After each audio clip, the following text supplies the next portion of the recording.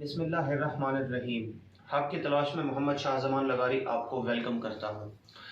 मेरी वीडियो का उन्वान है कि कल एक खबर सामने आई जिसको देखकर बहुत ही अफसोस हुआ, और हुकूमत जिसके बारे में बाहर दावे कर रही है कि हमें फ्लड विक्टिम्स के लिए पैसे दिए जाएँ, हमारे मुल्क की हालात सही नहीं है और उनसे पैसे मांगे जा रहे हैं। वैसे तो इन्होंने पैसे खाए, ये डेली मिल केस में वैसे भी फंसे हुए हैं, मजीद मांग रहे हैं, लेकिन इन्होंने 1 अरब का 5 कुछ भी नहीं लगाया। अब मैं उनके आपको हालात बताने जा रहा हूँ फ्लड विक्टिम्स के। पाकिस्तान में बदन पर गर्म कपड़े हैं, ना पाँव में चप्पल, बीमारियां फैलने लगी, हुकूमत राशन दे रही है ना लिहाफ, मुतासरीन की दुआएं। अब वो लोग खुद कह रहे हैं कि हम हुकूमत की किसी भी किस्म की कोई मदद हमें हासिल नहीं हो रही। और इसके बारे में इमरान रियाज खान साहब अपना जो एक व्लॉग है उसमें बहुत पहले बता चुके हैं कि वहां पर किसी किस्म की कोई मदद नहीं पहुंच रही। वहां पर छतें नहीं, अपने जिस्म ढांपने के लिए कपड़े नहीं, खाने के लिए खाना नहीं उनके पास। वो दुआइयां दे रही हैं कि हमारे लिए कुछ तो किया जाए, हम भी इसी पाकिस्तान, इसी मुमलिकत में रहते हैं, हमें भी हकूक का हसूल होना चाहिए। लेकिन जो कि बदकिस्मती से इस पाकिस्तान के सिस्टम में सिर्फ जो हुकूमत है, जो एक लाइफ है, वो एलिट क्लास के लिए है, वो पैसों वालों के लिए, और बाकी जो गुरबा है मुल्क में उनको उनके हाल पर छोड़ दिया जाता है। फिर चाहे वो मरे या जिस हालत में जाए, खुदारा उनके लिए एक्शन लिया जाए, उनको इमदाद पहुंचाई जाए, उनको गर्म कपड़े पहुंचाए जाए, उनकी छतों का बंदोबस्त किया जाए। लेकिन ये हुकूमत के कानों तक जूं तक भी नहीं रेंग रही, और मुल्क की इकॉनमी का जो हाल है 123% तक डिफॉल्ट होने का खतरा हो चुका है। हाई रिस्क है पाकिस्तान में। ऊपर से साहब साहब आ जाते हैं कि ये गलत अफवाहें ना फैलाई जाए, मुल्क में डिफॉल्ट होने का कोई रिस्क नहीं। तो वो सारा जो एक ग्राफ आ रहा है वो सारा झूठ है, उसको सारा कैंसिल कर दो, पाकिस्तान में उस चीज को बंद कर दो। लेकिन नहीं, आपके कानों तक जूं तक नहीं रेंगती। आपने तो सिर्फ अपनी हुकूमत में रहना है, अपने हैंडलर्स को खुश करना है।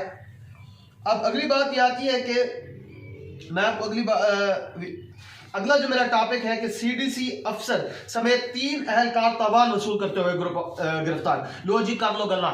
जिन लोगों ने पाकिस्तान में कानून को लागू करना था, जिन्होंने गुरबा के लिए, जिन्होंने पाकिस्तान के अवाम को तहफ़्फ़ुज़ देना था, जिन्होंने पाकिस्तान के अवाम को खुशहाली की तरह जिंदगी बसर करने के लिए उनकी हर किस्म की सिक्योरिटी को, तहफ़्फ़ुज़ को संभालना था, वो खुद ही तावान में मुलव्वस हो रहे हैं, वो पैसे ले रहे हैं। अब इस मुल्क में जिसमें पुलिस मुलव्वस है, सीटीडी के अफसर मुलव्वस हैं, उसमें हम किस किस्म के इंसाफ की बात कर सकते हैं कि हमें इंसाफ मुहैया होगा, या पाकिस्तान के अवाम किस तरह इन अफसरान पर, इस ओहदे पर, इस इदारे पर, मैं इदारे की बात तो नहीं करूंगा, कुछ इदारों में काली भेड़ें लाजमी होती हैं, मेरा यह पहले दिन से बयान है। लेकिन फिर क्या होता है, हम लोगों को उठा लिया जाता है कि आपने इदारे की वो कर दी, इदारे की तौहीन कर दिया, आप पर केस चलेंगे, वो होगा, ये होगा। लेकिन इन काली भेड़ों का कौन कुछ करेगा? अब ये खुद ताइवान में वसूल है, जिन्होंने पाकिस्तान के अक़वाम को, जो पाकिस्तान के कौम को, पाकिस्तान की अवाम को जिन्होंने एक तहफ़्फ़ुज़ देना था, वो खुद उनके तहफ़्फ़ुज़ को छीन रहे हैं, वो खुद उनका हक मार रहे हैं, उनको डरा रहे हैं, धमका रहे हैं। अब अगली अहम खबर इसमें यह है कि अहम अफसर का नाम शामिल ना होने तो मामला अदालत में भी जा सकता है। अब एक बात है कि एस्टैब्लिशमेंट और पीएमएलएन की जो कि हमेशा से लड़ाई चलती आ रही है। अब पीएमएलएन का एक गंदा कंसेप्ट ये है कि जब ये हुकूमत में आते हैं तो ये सोचते हैं we are in the power, we are power, इनकी ये बात होती है।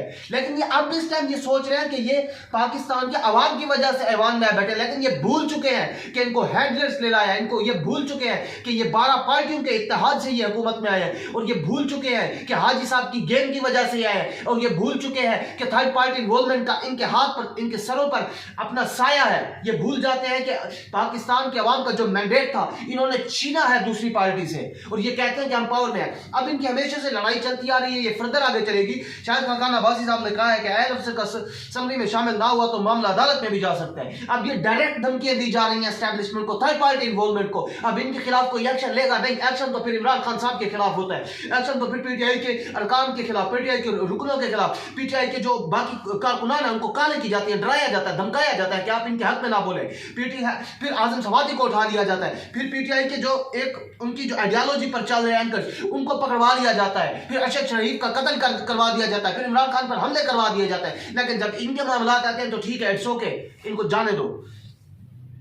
अब इनकी लड़ाई जो है वो बड़े आगे भी चलने वाली है। वो अब राना सनाउल्लाह साहब ने कहा है कि आर्मी चीफ की तैनाती का अमल मुकम्मल हो जाएगा 1-2 दिन में।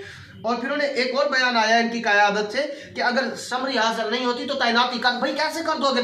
समरी वैसे कल रात को वसूल हो चुकी है, DGI-SPR के ऑफिशियल अकाउंट से आ चुका है। अब आई थिंक उसमें यह भी कहा गया है कि इसमें कुछ अराकीन की जो एक रिटायरमेंट है उनका टाइम करीब है। सीधी सी बात है, आसिम मुनीर साहब की बात कर रहा हूं मैं। आसिम मुनीर साहब 27 नवंबर को रिटायर हो रहे हैं, लेकिन PMLN की ख्वाहिश है कि उनको आर्मी चीफ लगा दे, क्योंकि नवाज शरीफ का हमेशा से ये रहा है कि वो उस बंदे को मुख्तलिफ इदारे का चीफ बनाते हैं जो उसके जो नवाज शरीफ के लिए काम करे, जो नवाज शरीफ की बातों को मतलब अहमियत दे, जो नवाज शरीफ चाहता है वो वही काम करे। ये नवाज शरीफ का वतीरा रहा है और हमेशा नवाज शरीफ इस काम में नाकाम रहा है और उसको शिकस्त उठाना पड़ी है और उसको जलील और रुस्वा होना पड़ा है। ये अब चाह रहे थे कि शहबाज शरीफ से जबरदस्ती जबरी जल्दी से जल्दी आर्मी चीफ लगा दिया जाए अगर ये समरी वसूल ना होती। ये वो काम करने जा रहे थे जो नवाज शरीफ ने परवेज मुशर्रफ के साथ किया, फिर इसको जलावतनी देखनी पड़ी, फिर इसको बेइज्जती देखनी पड़ी, फिर सऊदी अरब की इन्वॉल्वमेंट हुई, अमेरिका की इन्वॉल्वमेंट हुई इसको बचाने के लिए। ये भूल जाता है कि इसने पीछे कितने कदे बहुत बड़े गलत काम किए हैं, इसकी सजाओं को, और इसकी सजा सिर्फ ये ना खुद उठाता है, ये फिर पाकिस्तान को भुगतना पड़ता है। वो इकोनॉमी की सूरत में हाल में होती है,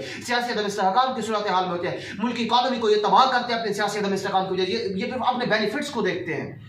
अब ख्वाजा आसिम साहब ने कहा कि वज़ीर-ए-आज़म का खत GHQ को भेज दिया गया था कि 1-2 रोज में हो जाएगी। वो खत भेजा था कि समरी नहीं आ रही थी, वैसे कल रात ये समरी मौसूल हो चुकी है। अब अगली बात है कि जैसे कि एस्टैब्लिशमेंट और इनकी लड़ाई जारी और सारी है।